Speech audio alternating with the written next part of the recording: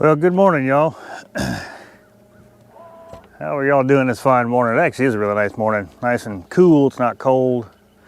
Feels pretty good. I haven't done a bait video in a while. The only reason why I'm doing another one again is get a lot of people that ask me where I'm catching my bait. And I guess it all depends on where in the country you're fishing. But see, like here, even on the Cumberland River, Tennessee River, I've been able to find these fish, these skipjack, on creek, in the middle of creek mouths, or edges of creek mouths. So what they're doing is they're like, especially first thing in the morning, is as that sun comes up, this mud bank over here, it warms up a lot faster than anything else. And so that pulls the bait up, which in turn pulls the skipjack up. But now I say that to say this, it's also where I'm at, where this point is going into this bay, is the bank really just a slow gradual taper, and of course down to the main channel back behind me. And now that makes a big difference too. That makes a huge difference, because if it's just a sheer drop off right there off the bank, well, you're going to be hard pressed to find them. So, but pretty much anywhere out here, you could, if you find a good creek mouth that's kind of like that, you'll be able to find these fish. And for some reason every year, which I can see them up there, they pull up the spots like this, when the water starts cooling down. Now, of course, like I said in some of my previous videos, that when I start catching skipjack, that's what I move to.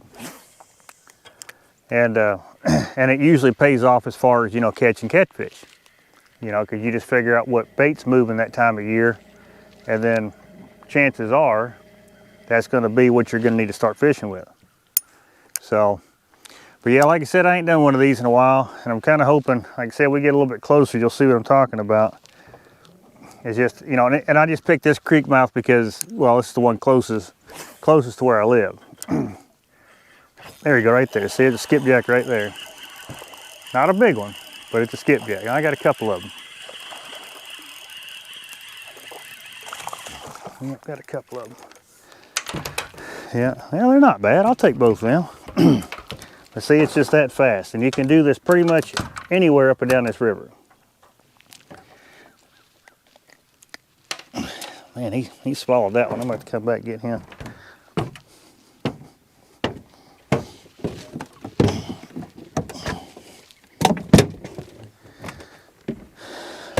Yeah, he swallowed that one. I didn't think he'd get it down that far. Ouch.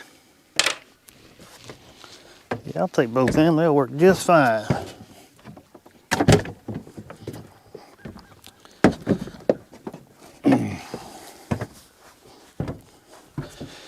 Yeah, like I said, that's pretty much the deal. Because they'll be schooled up, is what they're doing. They're schooled up just on the outside of this bank here, and all they're doing is just moving up down this bank.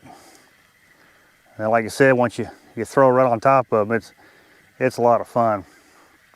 But I'm gonna try to catch enough. I plan on going fishing tomorrow, because some days you'll come out here and it'll be real quick. Other days, like I could fish 5 minutes and I got all the bait I need. Some days it takes me an hour or two. So I'm trying to work on that morning bite. And I don't want to waste a whole bunch of time in the mornings trying to catch enough fish, catch enough bait. And it's not even so much about catching them, it's catching the right size. Because there's also a lot of little ones mixed in with these ones out here. And so for every, 15 or 20 that I catch for bait, I will catch literally probably 50 to 100 smaller ones. That's just one thing we got to weed through, and we will.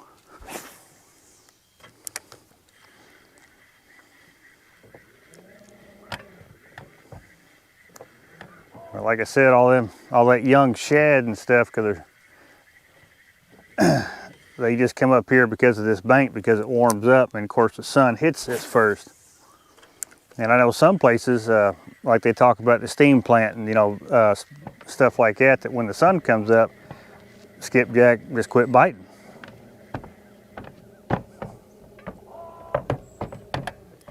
That trolling motor.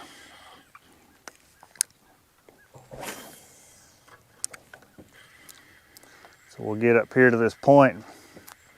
Pretty much this spot lock there, you can almost make the same cat. There's a couple good ones. Right there. Oh, the one come off? It did. That's a good one there. About that size and bigger is what we're looking for. And he hit right here at the boat. Just knock it off, knock it off. Yeah, that's what we're looking for right there. Need some a little bit bigger though, but this one will work.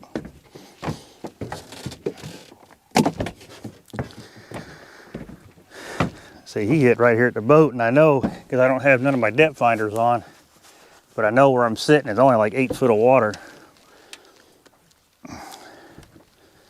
Yep, get out of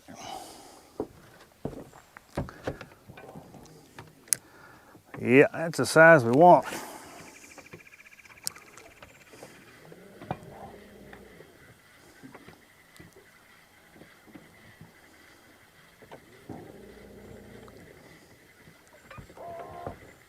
See, when it's slick calm like it is right now, these fish are a little bit more active. When that wind picks up, which it's supposed to pick up later on today, you still catch them. It's just a little bit harder, because what that does is when that wind pops up, it makes it harder for the, well, my opinion, which I think a lot of people agree with me, but it throws a lot of different looks on the you know, on top of the water. So I think a lot of times, especially with these sight feeders, they get a little confused when they start seeing a bunch of ripples and stuff on the water as opposed to what bait fish are. Not saying you can't catch them, because I do. It's just, it just slows down a little bit more when that happens.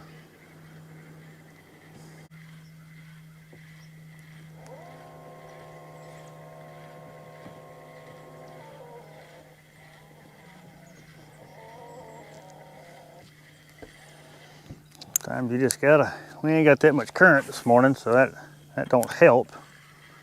We got a little bit though.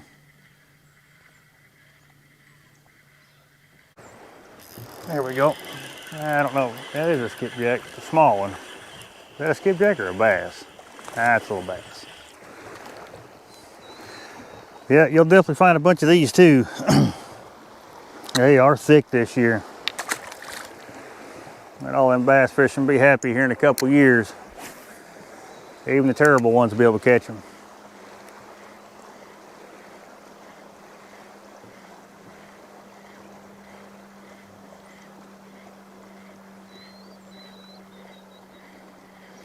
That's what I'll do is like this spot, and you know, of course it's always the angle at which you throw to them a lot of times. But with this spot and the other spots I got upriver there, it's kind of the same way. You could just pull up, you know, spot lock and then just sit there till you catch enough.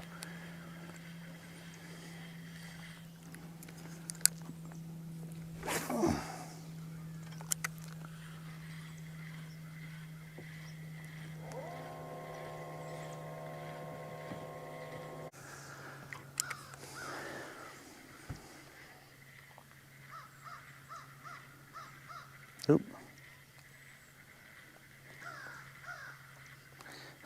It's fun when you bring it straight through the middle of the school that's coming up to feed.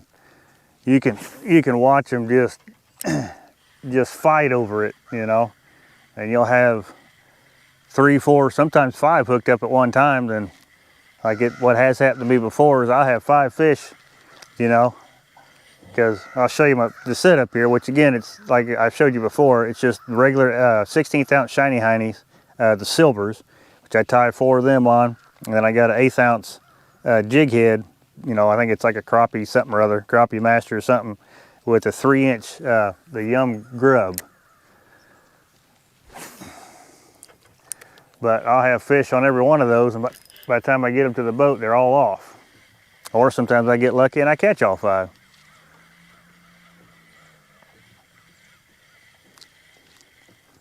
But yeah, like I said, with this lack of current we got, it's going to be a little slow, and it's, like I said, a lot of the times in the mornings when I try to chase these things, that's kind of what happens. I'll get out there, it'll be slow, and then of course I'll burn up an hour or two trying to catch bait. But you know, I'll do it because, like I've always said, you know, you'll be way more successful with good fresh.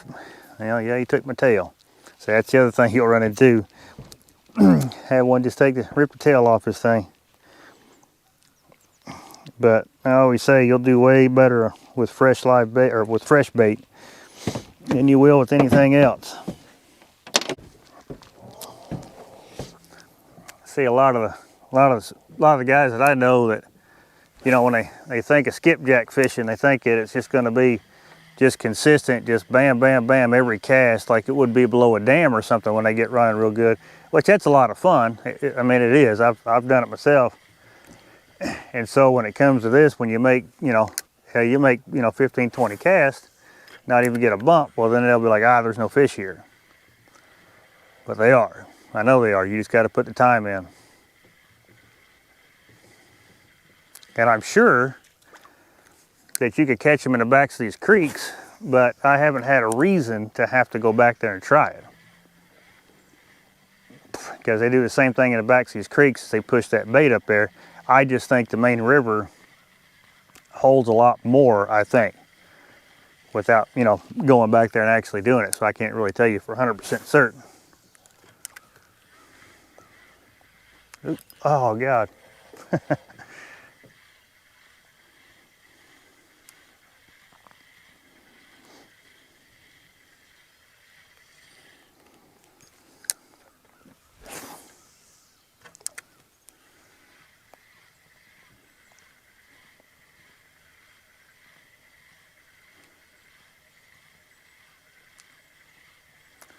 Yeah, I just sit here and just wait for them to move back through. Because the first time I fished this spot, I was trying to run up and down this thing, and you know, I caught fish doing that too, but it seemed like it was just a lot of work for no reason. Well, there's definitely one downfall to this here. This happens more than you think. Because you would think with that heavier weight in the back, you wouldn't have this problem a whole lot, but you do.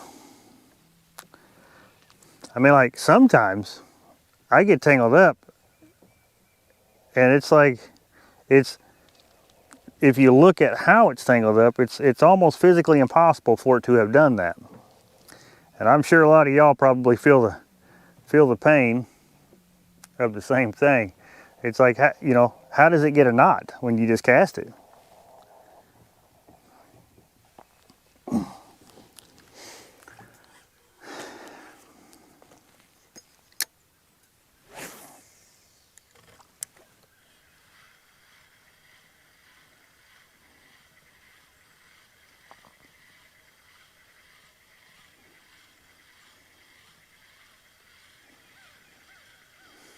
So I can see him up there. I'm gonna get this camera turned so hopefully y'all can watch what I'm looking at. Yeah, that'll work. Keep an eye on that point, because you'll start seeing them as they're moving around chasing shad.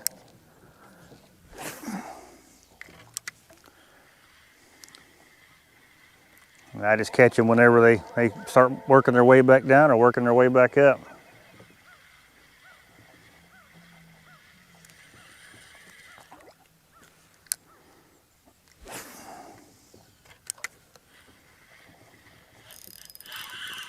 I get the bass. Yeah. Like I said, a lot of these little largemouth. They kind of break up the not catching skipjack parts. Makes it a little bit more fun while you're waiting for the skipjacks to come through.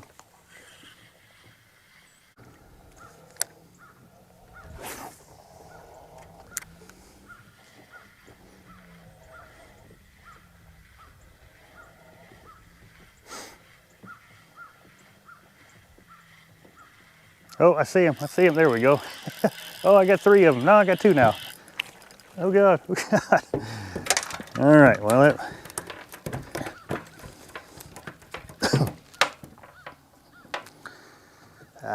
they are, yeah, he's borderline. This one down here for sure is too small.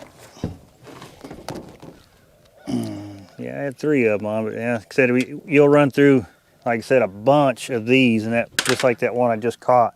So that's what takes a lot of time, is you got to sit and weed through all that, you know, to get the size you want, which eventually I will. But it's just, how long is that going to take? Sure, that was a skipjack.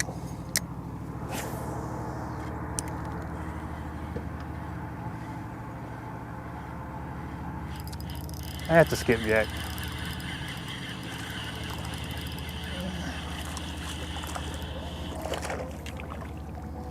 Oh yeah, he's keeper size. Yeah, he's keep, well.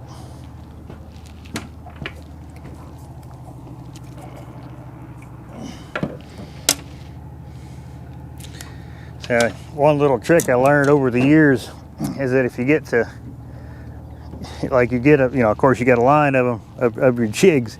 If you can find a way to step on that very last one and stretch that leader line out, it'll keep them from, when they flopping around, to tangle everything up. Just a little tip, something I picked up.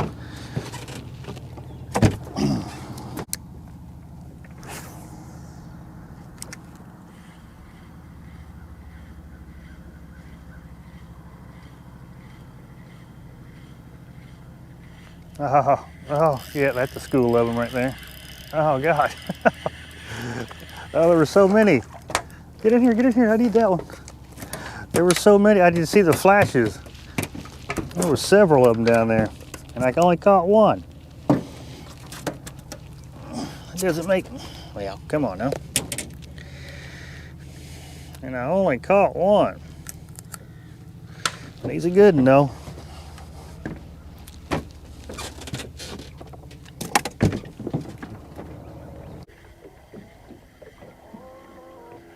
There we go. It's a decent one there. Get in here.